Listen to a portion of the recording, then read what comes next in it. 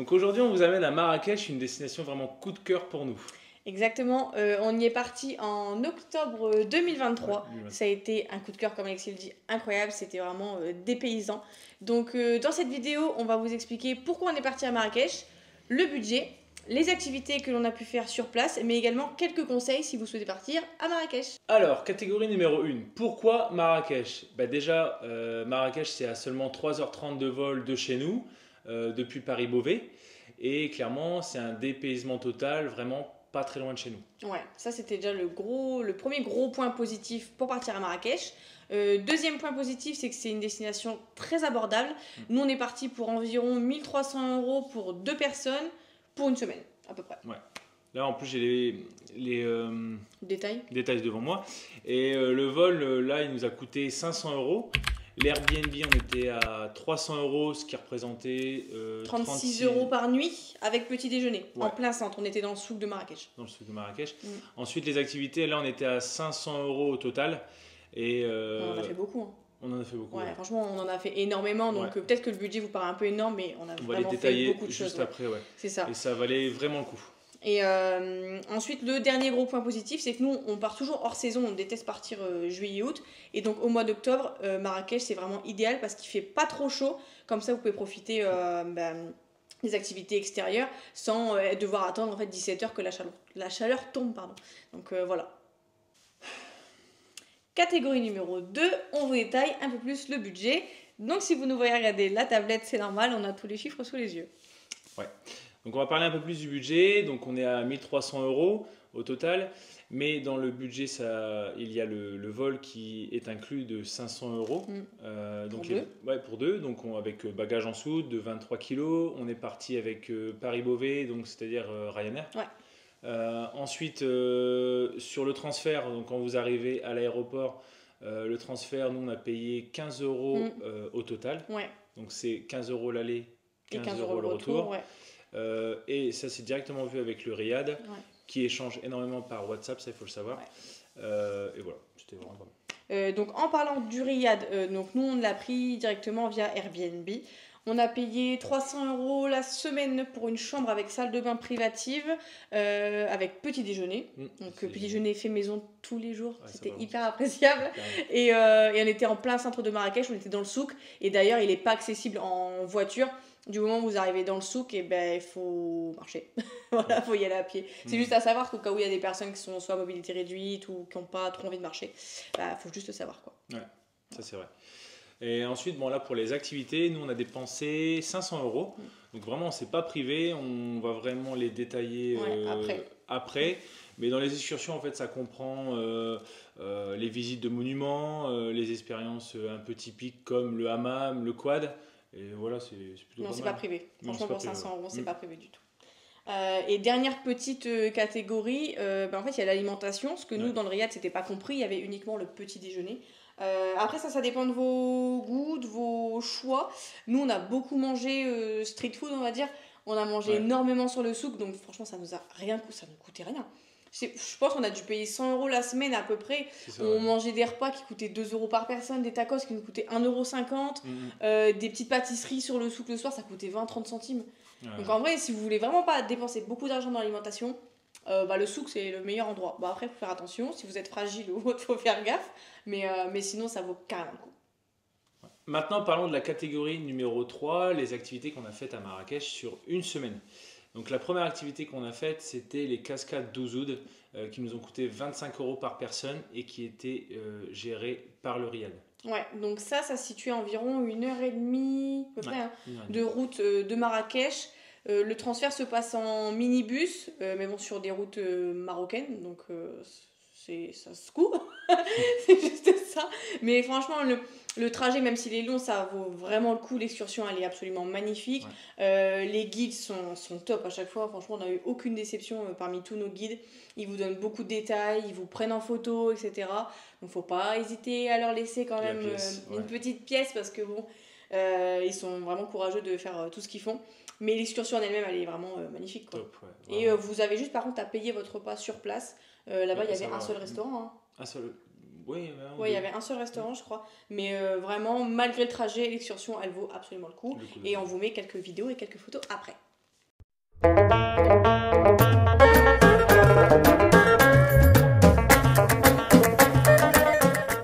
ensuite, la deuxième activité, c'était le jardin Majorelle. Donc là, le jardin Majorelle nous avait coûté 9 € par personne. C'est l'endroit le plus connu carrément à Marrakech. Hein, c'est un classique.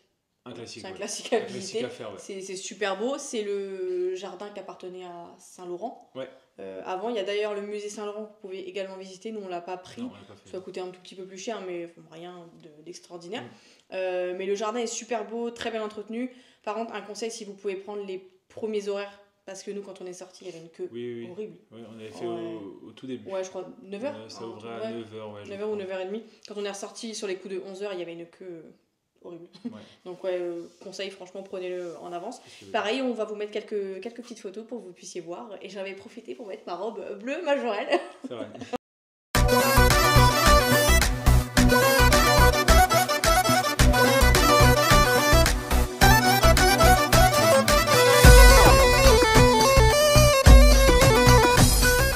Donc ensuite, on a visité le Palais Baya qui se trouve en plein centre aussi de Marrakech.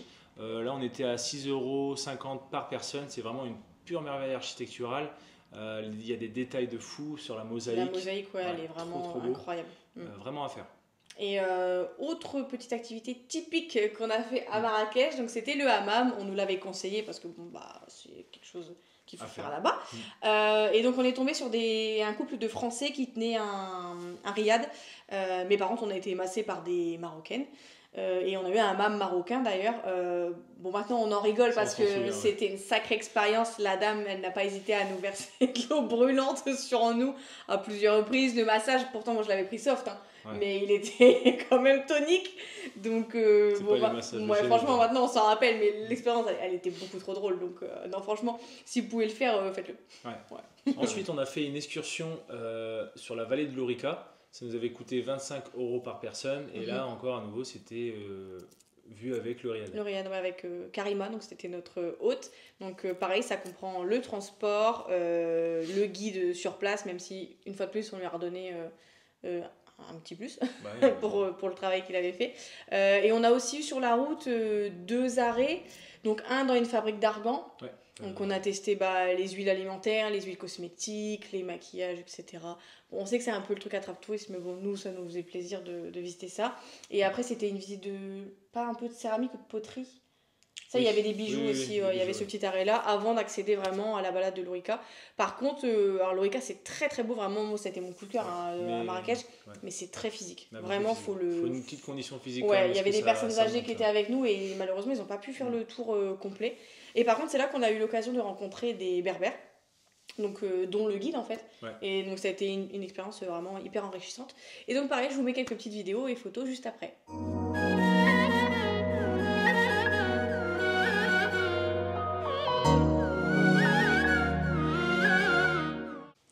Une autre activité classique de Marrakech et plutôt sympa à faire, c'est la balade en dromadaire, chameau, je me trompe, dromadaire. Donc j'avoue que moi franchement j'étais pas hyper emballée, j'étais hyper peureuse. Mais au final on a fait un tour de, je crois, 5 minutes, 10 minutes. Ouais, ça, 10 minutes. Donc en vrai ça a été. Suite à ça, en fait, on partait prendre un repas dans le désert. Ça, c'était super beau par contre. En pleine nuit, les lumières et tout. Franchement, ça c'est magnifique. Se coucher, et ça nous coûte 50 € par personne.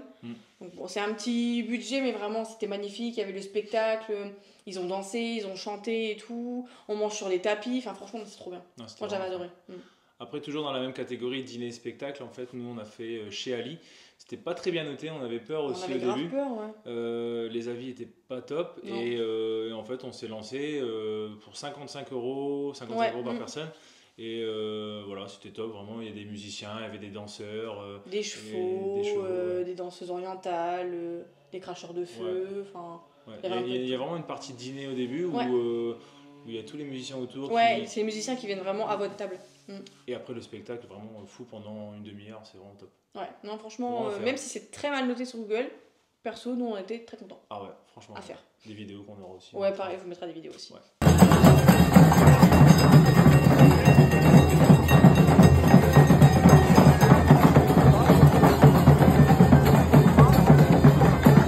Et pour terminer, on a également fait du quad. Donc le quad dans la Palmeraie, ça coûte à peu près 20 euros par personne. Nous, on a payé 30 euros parce qu'on a pris un seul quad pour deux et on a échangé à un moment, quoi.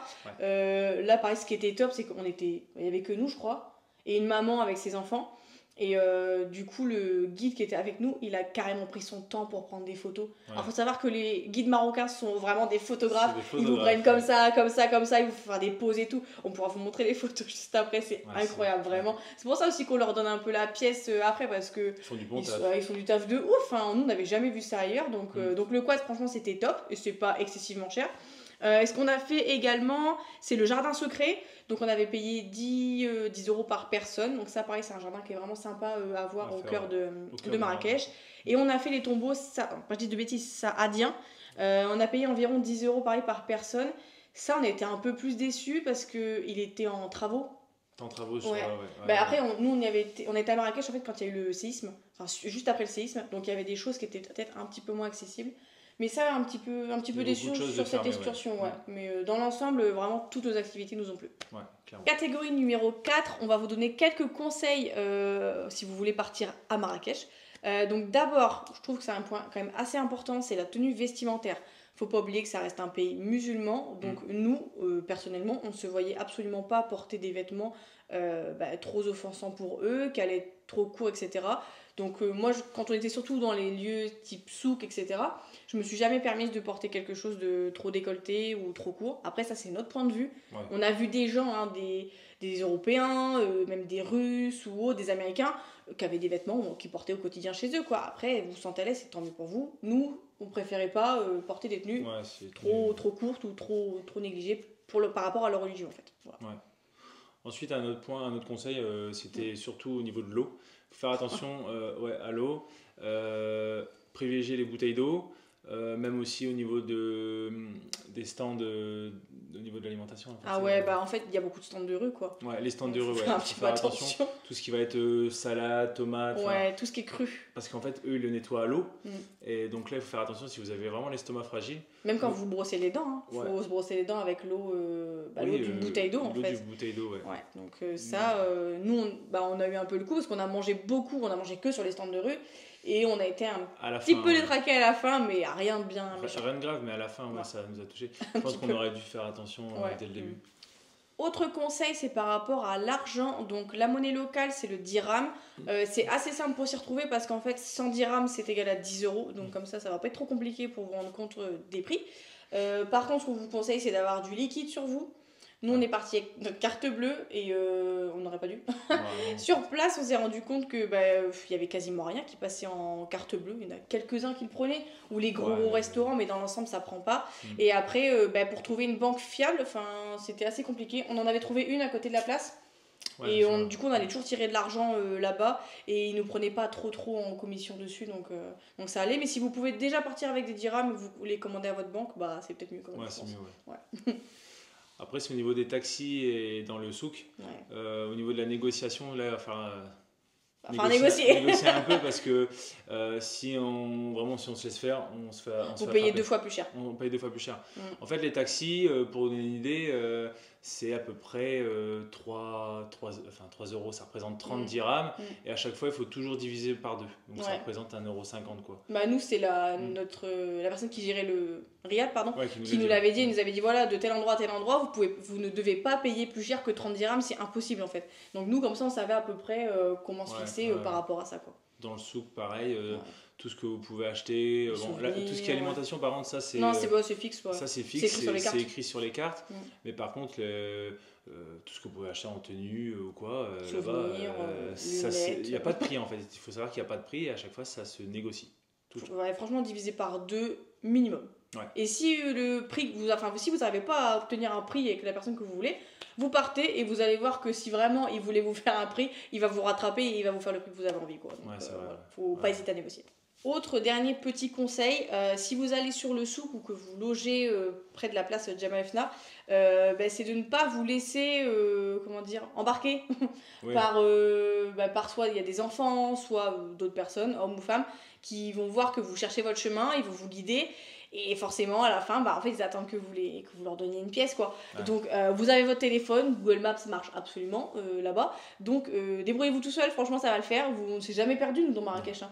Donc, voilà, il faut juste savoir, dès que quelqu'un va vous aider, il attend quelque chose derrière, quoi. Ouais, ça, et aussi, ne prenez pas de photos avec les serpents, c'est quoi les autres animaux qu'il y avait, les singes qu'il y a sur la place, parce que direct, pareil, on va vous demander de l'argent, quoi. Donc, voilà, nous, on s'en écartait le plus possible, parce que on sait qu'ils attendent que ça, donc voilà, c'est juste un petit conseil. Donc en conclusion, là on va parler de notre retour sur Marrakech. Clairement c'était un voyage incroyable à faire. Ouais. Hein. Ensuite très humain. Ouais, carrément. Ouais, c'est le plus humain qu'on ait pu faire. Clairement. Et puis très abordable aussi. Ouais, ça aussi c'est le troisième point très positif de Marrakech. Ouais, donc on espère qu'on vous a donné envie d'aller visiter cette magnifique ville, que nos conseils vous seront utiles pour vos prochains voyages. Surtout si vous avez des questions, des commentaires, des conseils, n'hésitez pas à nous les mettre directement en commentaire et n'hésitez pas à vous abonner pour ne rien louper de la suite. À bientôt.